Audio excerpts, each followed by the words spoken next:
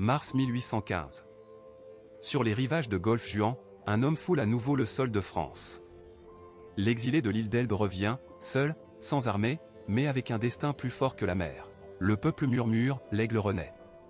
À travers les Alpes, Napoléon marche sans peur. Les soldats royaux l'attendent, mais aucun tir ne part. L'un après l'autre, ils baissent leurs fusils. Devant eux, ce n'est pas un homme, c'est une légende.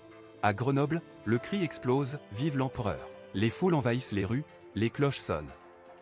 En 6 jours, la France entière tremble, le trône vacille avant même le retour du roi des batailles. Louis XVIII fuit la capitale. Les fenêtres se ferment, les tambours résonnent. L'aigle approche de Paris. Et lorsque Napoléon entre aux Tuileries, il murmure simplement « Je suis rentré chez moi ». En 100 jours, il reconstruit un empire. L'armée reprend ses uniformes, les drapeaux tricolores s'élèvent. L'Europe entière retient son souffle, craignant le retour du feu. Napoléon écrit, ordonne, inspire. Il veut la paix, mais le monde veut sa chute. Pourtant dans ses yeux brûle la flamme d'un homme qui n'a jamais supplié devant la peur. L'ombre de la coalition se reforme. Angleterre, Prusse, Autriche, Russie, tous veulent l'effacer à nouveau. Mais cette fois, il ne se bat pas pour un empire, il se bat pour l'honneur. Ces hommes reprennent la route, épuisés mais fiers. Chaque pas résonne comme un battement de cœur. Ils savent qu'ils vont peut-être mourir, mais mourir sous l'aigle, c'est vivre éternellement. Juin 1815. Le ciel s'assombrit sur la Belgique. Napoléon affronte Wellington. La pluie tombe, le canon gronde.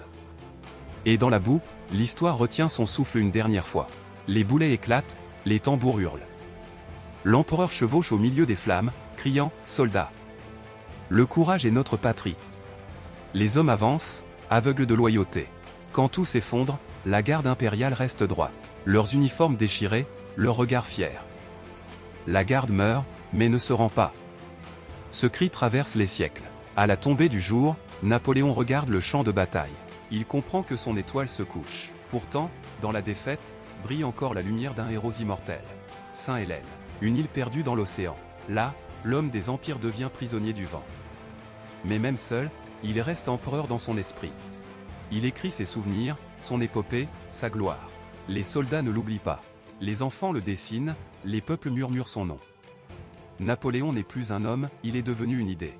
Des années plus tard, son corps revient en France. Les canons tirent, la foule pleure.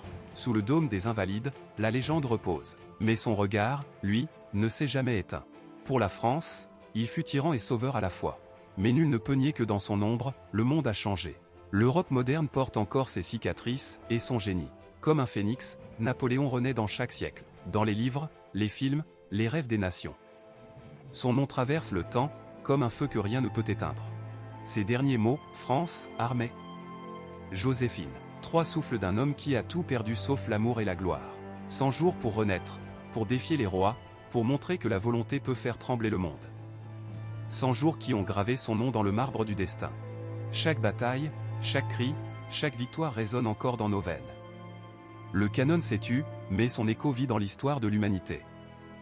Certains l'appellent conquérant, d'autres monstre. Mais le temps, lui, c'est reconnaître la grandeur. L'homme qui rêvait d'unir le monde repose en paix, sous les acclamations du silence. 2 siècles plus tard, les musées, les statues, les mots rappellent qu'il n'était pas simplement un empereur, mais une tempête qui a changé le vent de l'histoire. Dans le cœur des Français, l'aigle plane toujours. Il symbolise la force, la passion, et l'impossible rêve d'une gloire éternelle. Si toi aussi, tu crois que le courage peut renaître des cendres, abonne-toi, partage cette épopée, et fais vivre la légende du phénix.